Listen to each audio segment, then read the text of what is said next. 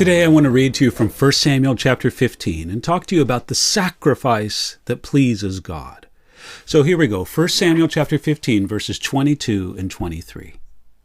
Then Samuel said, "Has the Lord as great delight in burnt offerings and sacrifices as in obeying the voice of the Lord? Behold, to obey is better than sacrifice, and to heed than the fat of rams. For rebellion is as the sin of witchcraft, and stubbornness is as iniquity and idolatry. Because you have rejected the word of the Lord, he also has rejected you from being king." King Saul had directly disobeyed God's command, and then he made excuses when the prophet Samuel confronted him.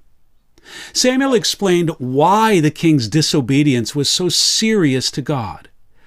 He said, "Has the Lord as great delight in burnt offerings and sacrifices as in obeying the voice of the Lord?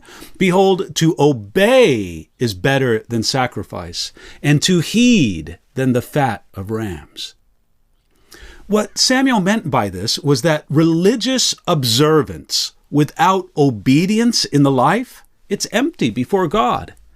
Someone could make 1,000 animal sacrifices unto God. They could work 1,000 hours for God's service or give millions of dollars to his work. But all of these sacrifices would mean little if there was not a surrendered heart to God shown by simple, not perfect, but simple obedience.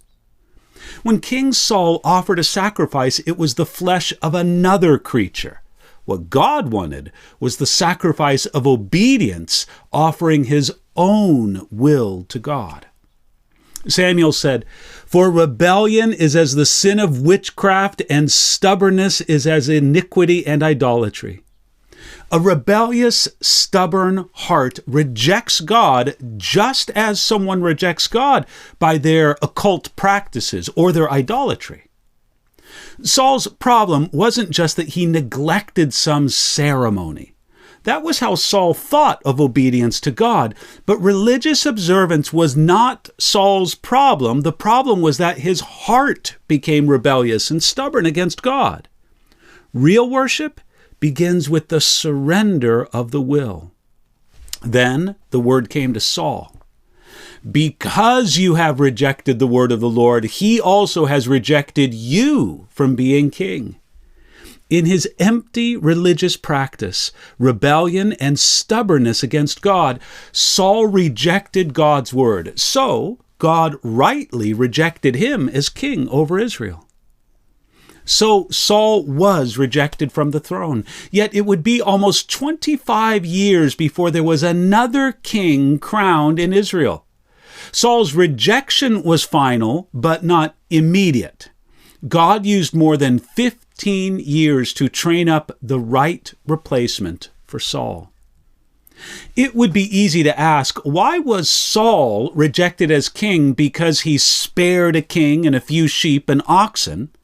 Later kings of Israel would do what seemed to be far worse, and they were not rejected as king. Why was God so tough on Saul? But it's for this reason. God saw Saul's heart, and he saw how rebellious and stubborn it was. Saul's condition was like an iceberg. What was visible might be a manageable size, but there was far more under the surface that couldn't be seen. God could see it. Today, pray that God moves you to give him a surrendered will, which is far better than any religious sacrifice that you could make.